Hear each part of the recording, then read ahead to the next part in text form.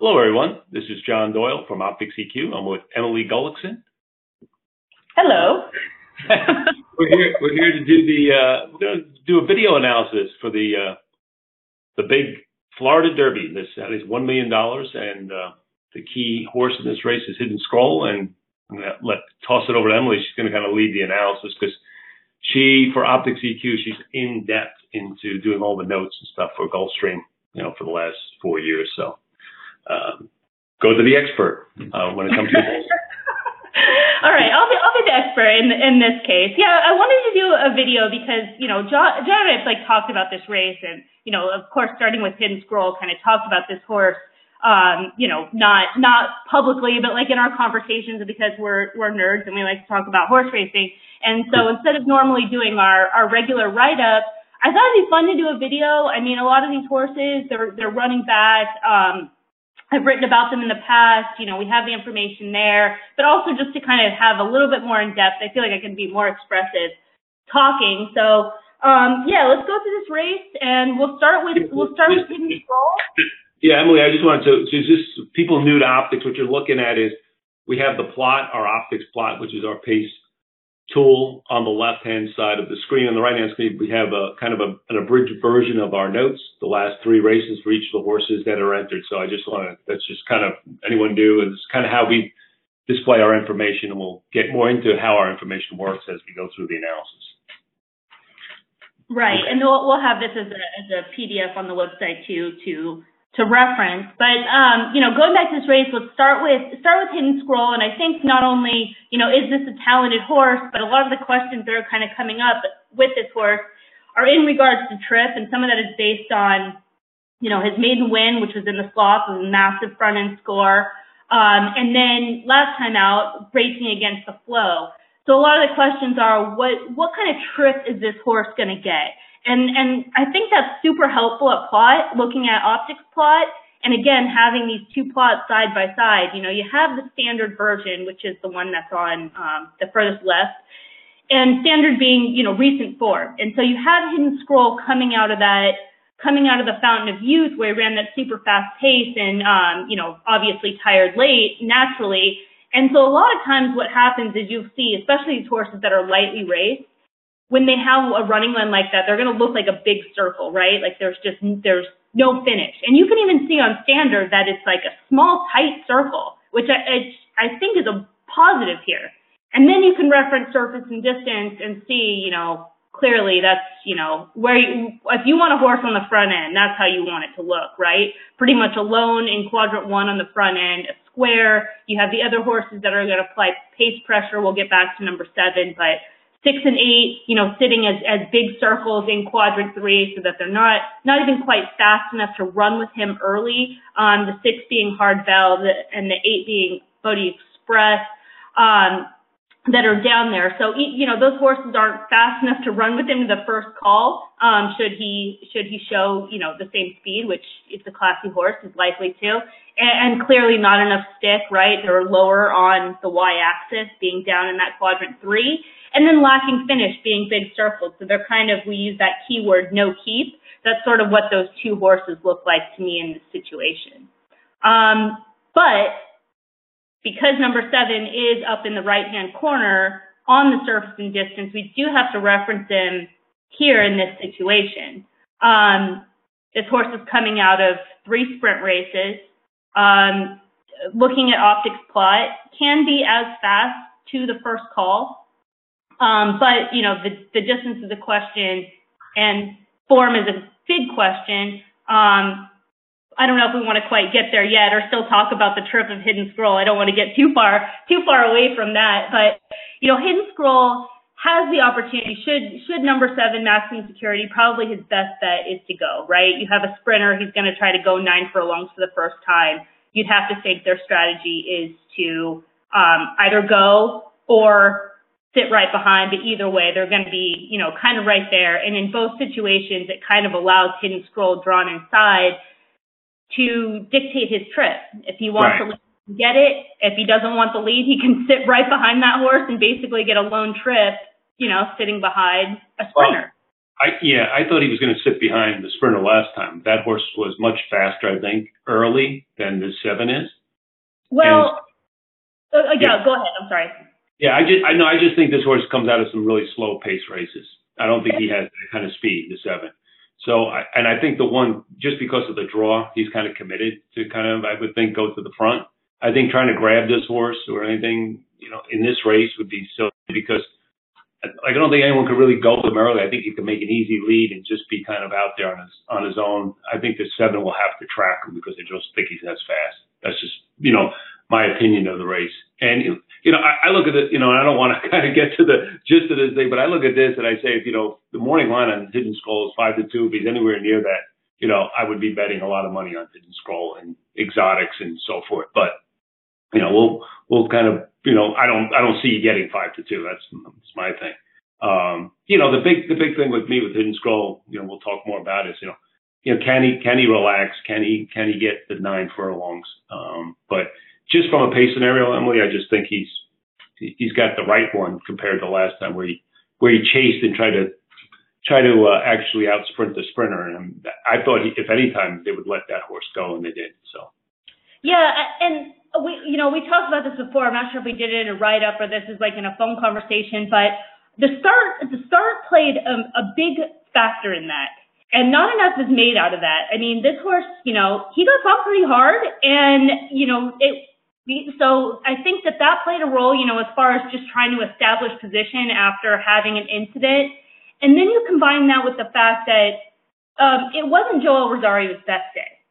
And, athletes have bad days. And I believe those two factors played a role in kind of getting that. As you look at the horse, you watch the videos, you watch the workout, in both those races, he's not a horse that is like rank and headstrong, right? Like even in that situation, it wasn't even so much that he was like, ridden out of the gate or, he pulled himself in there and looked like a one-way speed. He's just fast.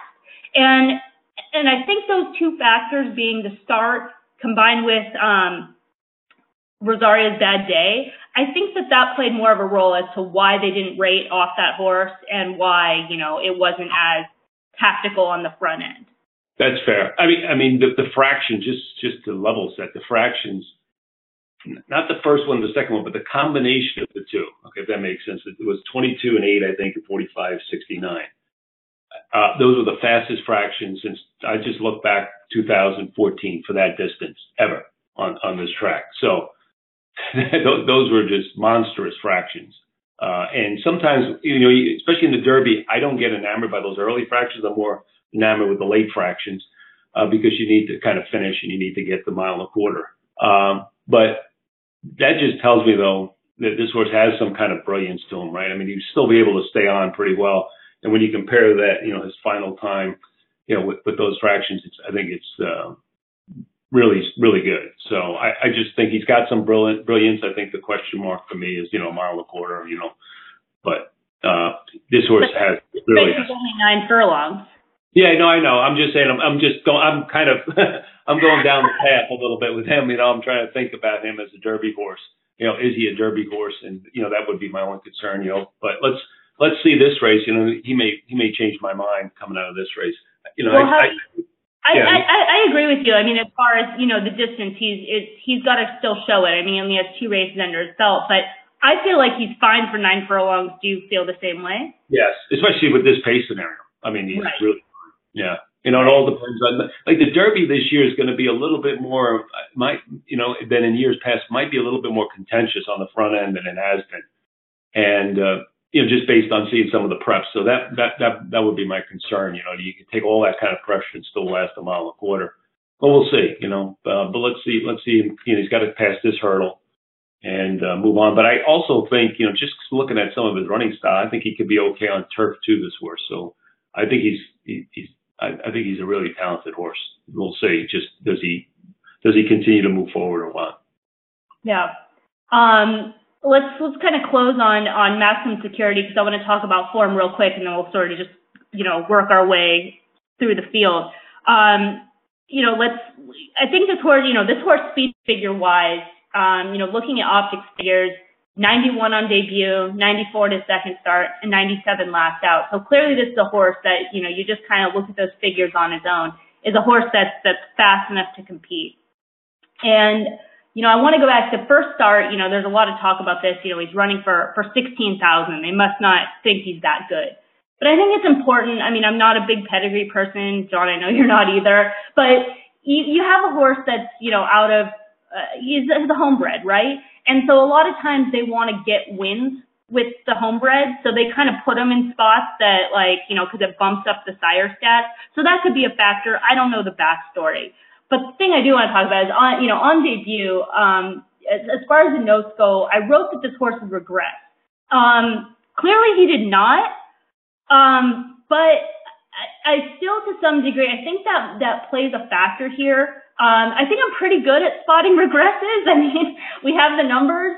And this is a horse that he's gone forward in those next two starts, knowing that he did have that regress on debut. And at some point there's a ceiling. And I feel that this ceiling is in this spot. It's not only the distance, but no matter where this horse was going to run, even if he was going to run in a sprint, that regression is happening here. That's my gut read on this. Service has been, on record saying that he came out of his last race and lost some weight, and there was kind of missing work. And then his last workout was pretty slow, but he worked between poles. He basically worked a quarter on the back stretch. I just think he's not in the right part of his form cycle, and I don't think that's something that's going to be necessarily super clear when you're using traditional past performances. Yeah, and I John, just think does that make sense? Yeah, absolutely, and I think he's going to be, chasing a pace that's much faster than he's used to, and he's got to go longer, a lot longer. And and the point you made, I just don't. I think for me, especially if he's anywhere near that morning line, just seems crazy. I think he's 9-2 in the morning line. He'd be a toss for me. Yeah, no, I think this horse is a total toss, and I mean part of that is the speed figures plus, people get enamored with connections and Jason Service winning everything, things like that the horse is going to take action basically more out of fear, I would think. I don't want that horse to beat me, those type of arguments more than people being I can really make a strong case for this horse that he's going to continue that pattern and stretch out an extra 3/8. Yeah, he beat me. And just for, again, optics people, new to optics, you'll see the 7 on the surface distance is up here in the right-hand corner with a little diamond. That means, we can't plot the horse based on information we have because this horse has never gone a distance of ground. So just a note on that. Yeah. So I guess we'll work through the field. I mean, number 5, just kind of real quick. I mean, from a trip perspective, looks pretty tough. He's coming out of a C optics grade in the Fountain of Youth. And just kind of slow overall. So I have a hard time making a case for that horse. And then, number 10, I mean, what do you think? As underneath at best, but again, yeah. He's another horse that comes out of the Fountain of Youth, the C+ grade, and, hard to see much improvement there. Go ahead. Yeah. This is one horse that I think he plots fairly well, and I probably give him a little bit better chance of hitting maybe the super than many other people. So that's a horse that, again, I agree with you underneath, not a win candidate, but I probably like him a little bit better than maybe you. I don't know, because he's run okay. It's there's nothing major, but it's just if some of these other horses kind of back up, he just may kind of get a piece of it. That's all. Yeah, and I think if we're talking, kind of superfecta bomb horses, I mean, you kind of have to look at the 11 a little bit, no? I don't know about this horse, right? Because it just looks like this horse. I remember I liked this horse initially. Looks great on the plot, but I think a lot of those races were those restricted Florida bred type of things, and I don't know if this horse, class wise is kind of and going in the right direction, or kind of seems like this horse is kind of gone the other way, right? This horse was running really good numbers early on against those restricted races, and he just seems to be going the wrong way. And I just don't see the trip he's going to get with that post. That's my concern. Well, Yes. I mean, I'm not like he stretch the field and he can kind of like maybe fall in. Maybe that's the thing. But I don't know. Again, I think even the note you have, you think he's probably up against it. And I mean, I see the drop is the note, right? And it looked like he benefited in the Holy Bull from kind of the track profile, and he ran his worst race. So. This race is I look a little bit deeper and I can see why, and I completely stand by that drop. I mean, I don't think this horse is a win candidate. I just don't think he's there. But the way that he plots, and then you just kind of look back at his pattern, right? He kind of started his form cycle on December 8th, and he ran wide, hard, and showed grit, right? And that's first off a bench. So that's a big race for this horse.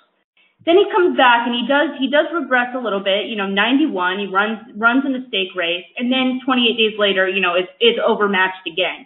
So now he's been given 56 days, so he's had that time to freshen, so to speak. He was warm in that last race, so, just maybe they're not being anything right. And again, I don't think that this horse is good enough, to win, but, the way that he plots and just kind of looking at that pattern, this horse could be sitting on a really good race for him, and that race just being enough to get in the mix, get underneath at a massive price. Yeah, I mean, if he may be able to fall in. I mean, if like if the one's going to go, so the 7, and then maybe he can kind of, if he can, should be able to outrun, both the 9 and the 10. So I mean, he should be able to kind of fall in, maybe just past like maybe 4th or 5th, I guess. Sitting about 4th or 5th, so he may trip out that way. I mean, number 9 is Code of Honor.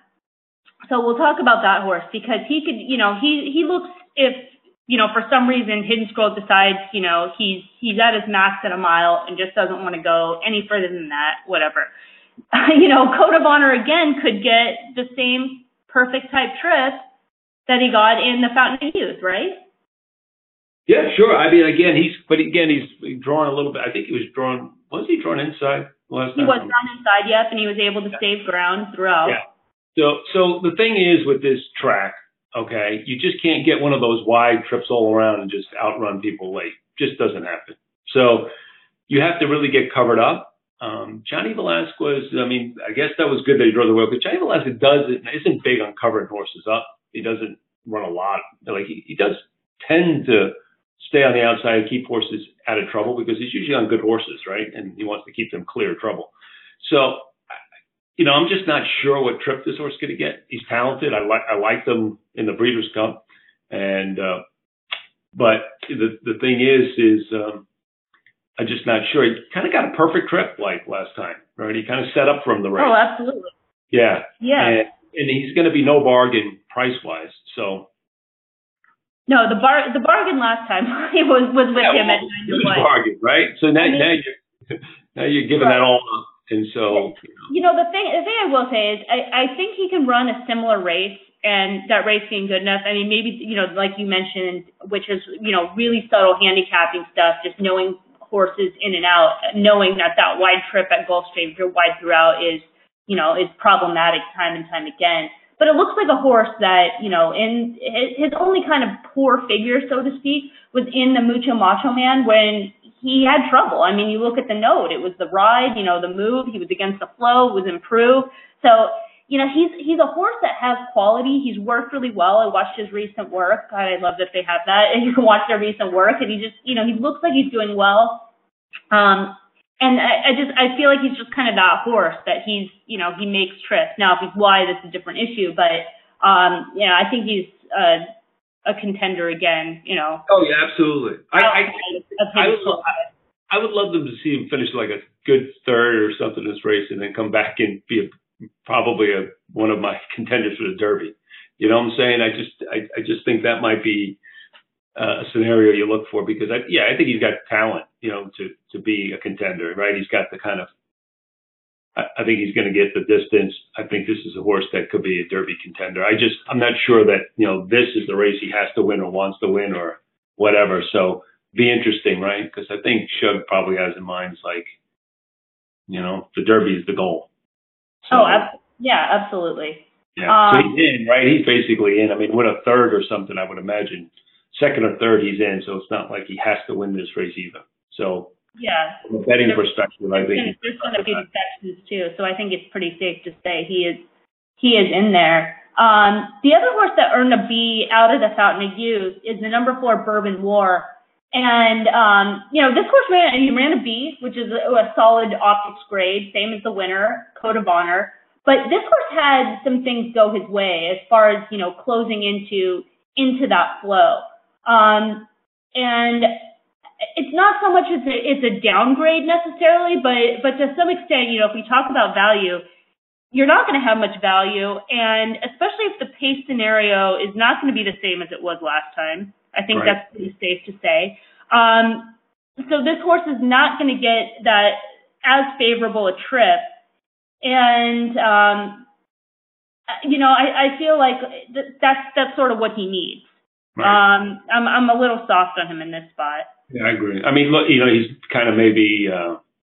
He's kind of run 2 peak races in a row, and he's had the benefit of good tactics, meaning he got a good trip, essentially a good ride, a good trip, and then flow in the last race. So yeah, I don't see him again being value in a race like this. This horse will probably may even be the second choice in this race. I think so. The kind of the way that the chatter is going. It's going to be close. It's going to be close between the 4 and the 9 for second choice. There's no doubt about it. And that's why I think you'll get value on Hidden Scroll. And, to me, pace scenario-wise, he's just got such an advantage over the other 2. And to your point, like the 4 is going to be, he's in quadrant. If he's a nice size square, it means he's got good closing ability, but he's going to be out of it, pretty much. And it's not going to be, like you said, we don't expect the same pace scenario. People sometimes they think, it's a mile and, 9 furlongs. People that are new to racing think, well, they got more time and, you should even benefit the closers more. No, it's not always the case. It really has to do with the dynamics of the race. And the dynamics of this race say, hey, Hidden Scroll should be out there winging. Right. So I think you brought up a good point about Bourbon War and those 2 top races. So both of those races, he had 48 and then 43 days coming into the race. Now he comes into this race on 28 days. So this is somewhat of an unknown for him. While he had that progression going forward, 88, 89, 94, 95, he would probably, if these horses run back, Hidden Scroll is a 99 optics figure, would need to move forward, and it's just kind of questionable whether maybe that time, those 2 tops, and then, of course, the pace scenario, he might not be at his best scenario this afternoon. Yeah, I would agree with that. Yeah. So is there anybody else, that you think could be a potential, especially for underneath? Yeah, we'll just finish out these last 2 horses. You have Current going out for Todd Pletcher, and then Harvey Wallbanger, the winner of the Holy Bull. Both of these horses, I think, have shown good run. Harvey Wallbanger in 5 starts has never finished out of the exacta. Had a positive trip last time out, a good ride, was able to save ground inside. Not much out after the race, which is a little bit concerned now that he is getting extra ground and seemed to be on the better part of the track along the inside. And again, his speed figures are on the lower side, so this horse needs to make a big move forward in this spot. He's 15-1 on the morning line, so you're not trying to talk too much. Maybe he can get underneath, but he really has to show an improvement. Current, I think, is an interesting horse. He's shown ability. He won the Bourbon Grade 3. Then he ran the Juvenile Turf, and actually, showed some run that day over the yielding course. And then last time out in the Dania Beach, he had a better than looked race. But some questions with him as far as speed too. This is a new task pretty much. It's his first race over fast dirt, and we'll have to move forward on speed figures. So it's just kind of a stab with this horse, whether he's going to really move forward, 10, 15 points, optics figures on the surface change and added distance. Yeah, I agree. I had one question for you on one of the contenders that we didn't mention. We mentioned that he might not be able to keep up, I guess, as part of the early pace. But I just wanted to go back to his Bodie Express or Boat Express. I don't know how you would say this. But, this horse hasn't even broke his maiden. But I thought this race was really kind of impressive. I know you watched the races down there at Gulfstream. Kind of was like chasing a really fast pace, and he came up short. But, like that's the kind of pace scenario you might get today. It might be a warm pace, or chasing a horse like, Hidden Scroll. I just wondering if the horse could stick around, because that was a major improvement over his last race. But I just thought visually I was kind of impressed with that race. I don't know what you thought about it. Yeah, I thought it was a good race. And I mean, you mentioned Hidden Scroll. They both come out of the same maiden race on January 26th, where this horse finished fourth. So he has been able to finish behind him for the minors in the past. We'll get, first two-turn race here. I think this horse is a good horse. I mean, that last race he had a B, which is a winning race, especially in the maiden ranks, and made a move. I like the race overall, especially the way he was finished. It was really determined finish. That January 26th race has actually turned out to be pretty productive overall. So I'm not surprised to see the horse move forward out of that race with a bigger figure. And I think this horse has a lot to overcome, but is a good horse. Yeah. Okay. So that may be someone to watch. But again, I think with the pace scenario the way it is, it may not be all that hot up front. And, maybe you can just stick around for maybe an underneath in the Super or something. That was what I was thinking. I was just, again, looking for a race like this, looking for the value, because, again, the favorite looks pretty solid, and some of the second and third choices look, fairly okay. We mentioned Code of Honor. So just looking for some value elsewhere. Okay, so I think that's it. We've wrapped up, and we've kind of analyzed the Florida Derby. Again, this information, the plot, and the notes will be available for you on the website along with the video, and hopefully we've given you some information to kind of digest, and hope for all the best, and good luck in the Florida Derby and moving on to the Kentucky Derby, which is 5 weeks away now, Emily, right? Yeah, almost a month. Yeah. All right, everyone, thank you, and thanks for following Optix. If you want to see more on Optix, go to our website, optixeq.com. Thank you.